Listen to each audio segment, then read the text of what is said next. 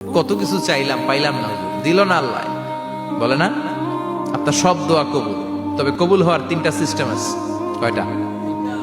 চান্দুল্লার ভাইয়েরা মনে থাকবে কয়টা? আপনি যত দোয়া করছেন সব কবুল, কারণ আল্লাহর কাছে কিছু চাইলে আল্লাহ ফিরাইয়া দিতে জানে না। আল্লাহ জানেই না কেমনে ফিরাইয়া দিতে হয়। সুবহানাল্লাহ কোন? চাওয়া মাত্রই আল্লাহ বলে অ্যাকসেপ্টেড, যা কবুল, দিব দিব না এটা বলতে জানে না। চাওয়া মাত্রই বলে দিব। 3 সিস্টেম। নাম্বার 1, আপনি আল্লাহর কাছে দোয়া করলেন, চাইলেন, আল্লাহ বলে দিব, বলেই তিনি দিয়ে দেন আর আপনি খুশি হয়ে যান, পেয়ে গেলেন। নাম্বার 2, আপনি আল্লাহর কাছে দোয়া করলেন, চাইলেন, তখনও আল্লাহ বলে দিব, তবে এখন না, সবুর, একটু পরে দিব। কখন দিলে আমার জন্য ভালো, আমার চেয়েও ভালো জানে কে, পরে দিবে। নাম্বার 3, চাইলেন, দোয়া করলেন, আল্লাহ তখনও বলে দেব, তবে এখনো না, পরেও না, কিয়ামতের দিন যেদিন বিপদে পড়বে ওই দিন দেব।